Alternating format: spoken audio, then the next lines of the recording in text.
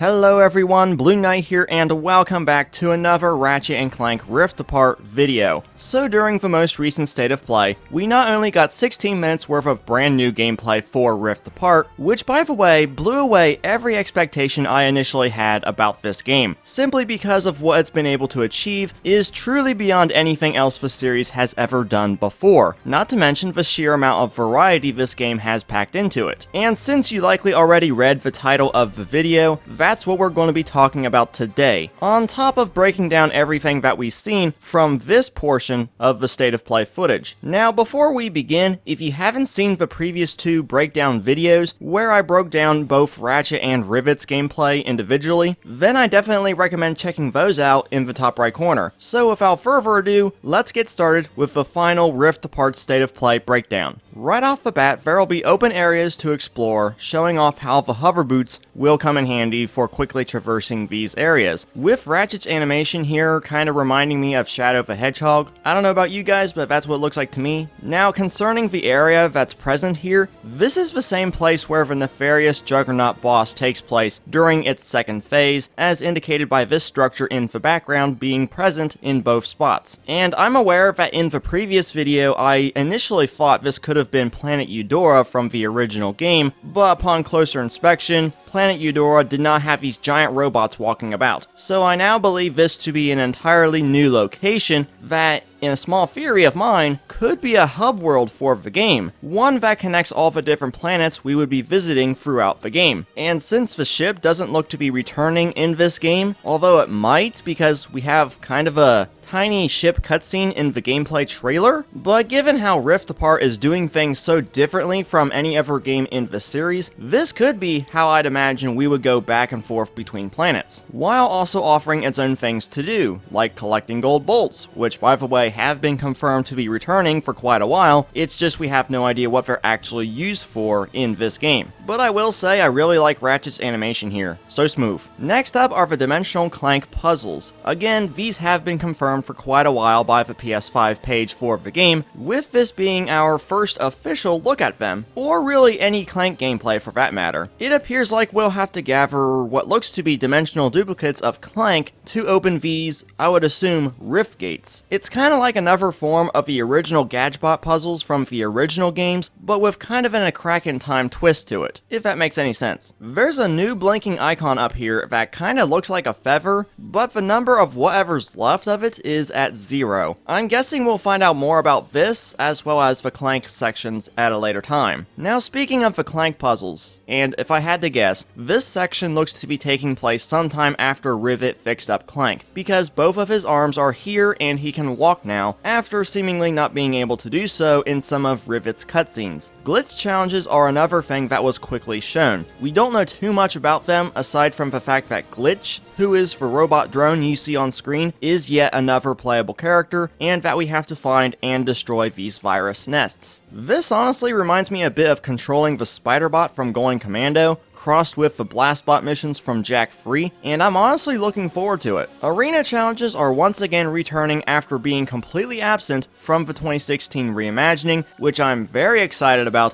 because they have been missed. Now, 3 things to point out about these arenas. There are now like these intro cutscenes to the arena battles, with Rivet jumping right into the arena itself. It's something that previous games never did, and I really appreciate. The second thing is one of the new weapons in the game, Mr. Fungi. We can see him right here, and he's literally just a floating mushroom, hence why the name is Fungi, because mushrooms are fungi, not plants. That was your free biology lesson. Please deposit 50 bolts for the next one, which finally answers the question as to why female Lombaxes originally did not have tails. What am I saying? And the third thing are these blade bots returning from the 2016 reimagining. Air combat is another thing that's returning in Rift Apart, although this time, it's not in our ship, it's on the back of this dragon-like creature, and that's honestly pretty cool. I also can't help but think this serves as a slight nod to Insomniac's work on the Spyro the Dragon series, more specifically some of Spyro's flight-based boss levels, but with a Ratchet & Clank twist. I honestly can't make out what planet this is, but I do believe this is one of the robot pirate ships we've seen multiple times before. Then there's the optional pocket dimensions to explore, which I already talked about during Rivet's gameplay breakdown. Customizable armor sets have been a thing people have been begging to reappear in the series since Size Matters, which was a game that was not developed by Insomniac. These armors, even though they're primarily just for cosmetic and photo mode purposes, can be mixed and matched however you please, and I guess depending on how many armor pieces you've collected or have equipped, you'll get additional bonuses like extra bolts, damage, and experience, or reduced damage taken from certain enemies. Now we can see a glimpse of the game's pause menu, which is very Spider-Man-ish compared to the traditional vertical Ratchet & Clank pause menus. Here we can see the map, armor, collectibles, weapons, gadgets, and gallery tabs. The armors we can see in this clip are the Galactic Ranger armor from the movie and the 2016 reimagining, a robot pirate skin, a Lombax Praetorian skin, which is a nice reference to the Lombax Praetorian Guard that Azimuth was once a part of, a robot disguise, wasteland gear, Q-Force, which might be a reference to Full Frontal Assault, which was also called Q-Force in European regions, and the last skin we see here is a reference to the character Captain Starshield, a character that debuted in Ratchet Deadlocked. And since I brought up Deadlocked, I would really like to see them try to reimagine Ratchet's armor from that game in Rift Apart. Is that asking too much? I hope not. We then have a look at the series' first ever photo mode. The planet we see here in the background is none other than Tauren 4 from A Crack in Time. The options and accessibility section of the trailer, while it doesn't show too much, it's something Insomniac is going to show more of at a later time. But I do want to point out a couple interesting things. The game makes use of a waypoint system, indicating where you would need to go for certain objectives. And since some of the game's levels will be a bit more open than what we're typically used to, it makes sense so we don't lose track of where we're going in these areas while exploring. Under the heads-up display options, more specifically the center dot option, we see a new screenshot for I think Megalopolis at the start of the game, where Ratchet and Clank are I think on their way to the new Dimensionator, and since the DualSense controller is what'll be used for the game, you have the options to adjust the haptics and adaptive triggers to your liking. You can do this on the system itself, but the fact you can do it from in the game is really nice. Simplified Traversal moves all of the traversal options like the Rift Tether, Swing Shot, the Phantom Dash, and the Hover Boots to the circle button, which is probably what I'll wind up doing because I don't think I could ever get used to the Swing Shot being on the L1 button rather than the circle button like it has been since practically the start of the series. Off-screen ledge guard is something new that prevents you from inadvertently falling off of off-screen ledges. Not that that's been a real problem in the series, but alright. Hover boot auto pump automatically pumps to max speed when using the hover boots when turned on, so I guess if we turn this off, we would have to do some extra work to get up to max speed. Motion blur. I know this is going to make a lot of people happy because it tends to get a lot of mixed reception no matter what game it is. I honestly had to turn it down while playing Marvel's Spider-Man because it was making me a bit uneasy playing it with that on. Under contrast options, we can see Captain Quark, assumably mid-gameplay, hence why there's an ally shader.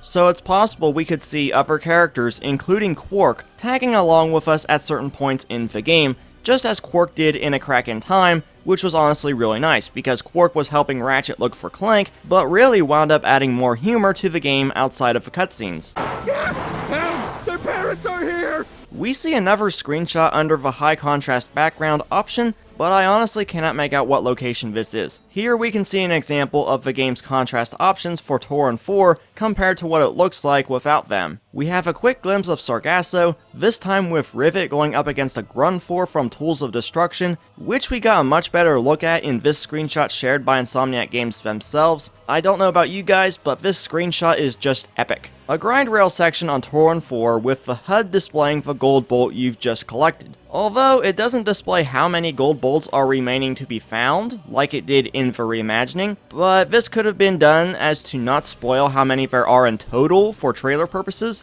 and could therefore be changed by the time the game releases. We got two new glimpses at Megalopolis, the first with Ratchet using the Rift Tether, the other is Ratchet using the Swing Shot on a taxi with a Troglosaur poking its head through a rift. This seems like another new location, but this could be the same place from the recent gameplay trailer, given the grind rails up here and how shattered this place looks. It's still got some beautiful lighting regardless. A quick glimpse at Nefarious City again, and finally we have Rivet, without Clank, in a brand new location that is currently experiencing a lightning storm. Now, given that Insomniac has already proven how good of a job they can do with lightning hazards in Marvel's Spider-Man, albeit it was just one side mission, I honestly think it would be awesome if we could see something like this for this level in Rift Apart. Just imagine having to avoid lightning because it's either drawn to Rivet's robotic arm or Clank while he's with Ratchet, leaving you to either move fast or take cover. I don't know if that'll happen, but I always appreciate some good weather-related hazards in video games. So yeah, that's going to do it for this final part of the Rift Apart State of Play trilogy of breakdown videos. As always, if you guys stayed through the whole thing, thank you guys so much for the constant support, it's really appreciated, and be sure to leave your thoughts, or really anything, down in the comment section below. Also be sure to hit that subscribe button and the bell to stay up to date with more Rift Apart content as it happens.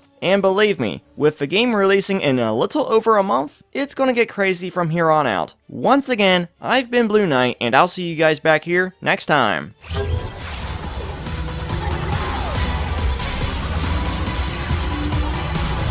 What?